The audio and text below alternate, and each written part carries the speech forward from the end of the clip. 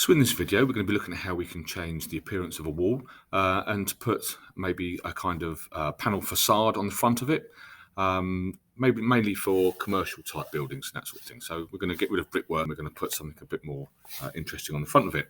So to do that, I'm just going to start off, go in architecture and just draw a wall. So I'm just going to draw a wall across here.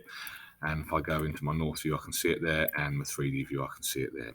And what I'm doing, I'm going to change the face of this wall so that it looks like it's got a panel facade on the front of it.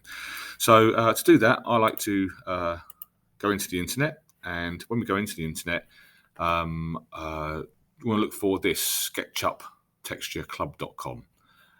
You do need to become a member, so you do need to create an account and then sign up so you can actually download stuff. When you're in there, you've got this textures box up here, and within that, we've also got our materials down the side here. So I've opened up materials folder, opened up the metals folder, and I'll come down here. We've got this facades cladding, but there's loads of other stuff in here. It's worth having a look through there and seeing what you can find. And when we scroll through, we've got these different pictures. And they're just JPEG images, and we can go through and we can find out what we want to use, see which one you like, which one you might want to use. So for the purposes of this one, I'm just going to, I don't know, we'll use this one here. So this is a scratch metal facade cladding, but you can choose anything you like out of there. So when I click on that one, just download it. It downloads into your folders, but it does come down as a compressed folder, like a zipped folder or a zipped folder. So it's this one here. So when you open that folder up, you do need to extract it. So there we go, just extract, and then there it is. And that's the JPEG that I'm after. So once I've done that, back into Revit, and with this wall, I'm just going to click on it so I can get the edit type button, press that, and I'm going to duplicate. I'll just call this one facade wall. And click OK. And then in structure, I'm just going to add a layer. I'm going to call this one a finish. Give it a thickness, because I always forget to do that otherwise. And then into materials. Now, when I'm into materials, you really want to choose a material that might have an image attached to it, because it's easier to change. So we've got these ceiling tiles here, for instance. They'll have an image attached to these materials. So I like to use these as a start. It doesn't matter which one you choose. I'm just going to choose that one there. So right click on it and then duplicate materials and assets. And I'm just going to call this one facade panel, I think. Be fine. Within the facade panel now, so I've now created a new material within this directory here. And on the right hand side, you've got the appearance tabs. Make sure that one's clicked.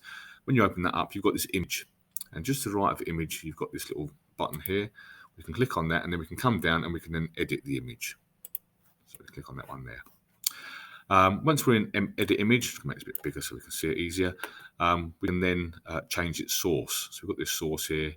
We click on there, and then I'm going to go into my computer, go into my downloads, and it's going to be this one here, I believe. And there it is. This is this scratch metal face. I'm just going to choose that one, and you can see I've changed the image there. I can also change the size, so the size of these panels, and I can change the orientation. So some of them, they're not square, they're sort of rectangle. If you've got rectangle ones, for instance, you can rotate it using this here. So you can just click in there and type in 90 degrees, and it will spin it 90 degrees. We've also got this scale here, so you can change the size of it.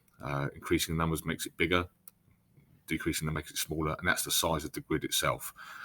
So you can play around with that and see what you want to come up with that. So I'm just going to change it to this. Click done, then click apply, click OK. I've got my thickness in there, so that's good. OK, apply, OK. And then there you can see this facade. If I go into realistic, it now comes up how I want it to look. And again, you can change the panel size of this. Obviously, it's still part of the wall, so putting in doors or windows like that doesn't affect anything. All stays the same. And then you can have a good old play around with different materials and see what you can want to do with it. You can also use this same method for any floors. So if you want floors, different materials on floors or roofs and stuff like that, when you go back into this here, we've got different metals, corrugated metals for roofs and stuff like that. Plates. So if you want, checker plate on the floor and stuff like that, we can put that in as well. So lots of things to play around with, and actually make your models, your 3D models look a little bit more interesting.